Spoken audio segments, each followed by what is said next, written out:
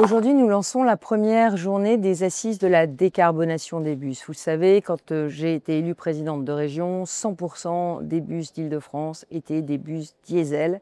Et nous avons décidé d'entamer une dynamique extrêmement ambitieuse de décarbonation. L'objectif, en 2029, que des bus propres en Île-de-France, avec un choix d'un double mix énergétique, 70% de biométhane, 30% d'électrique.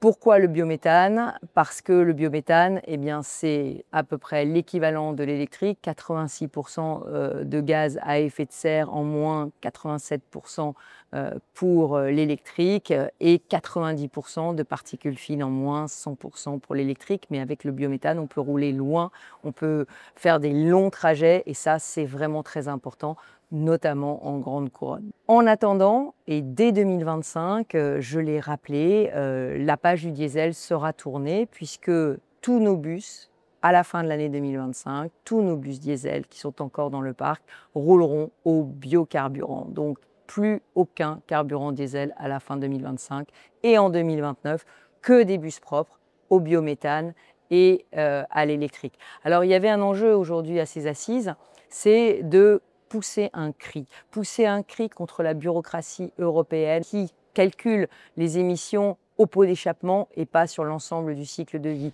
sur une directive européenne qui veut bannir à horizon 2030 les bus biométhane du circuit, alors que ces bus biométhane, ils sont de fabrication française, alors que ces bus biométhane, ils sont beaucoup moins chers, alors que ces bus biométhane, ils polluent très peu.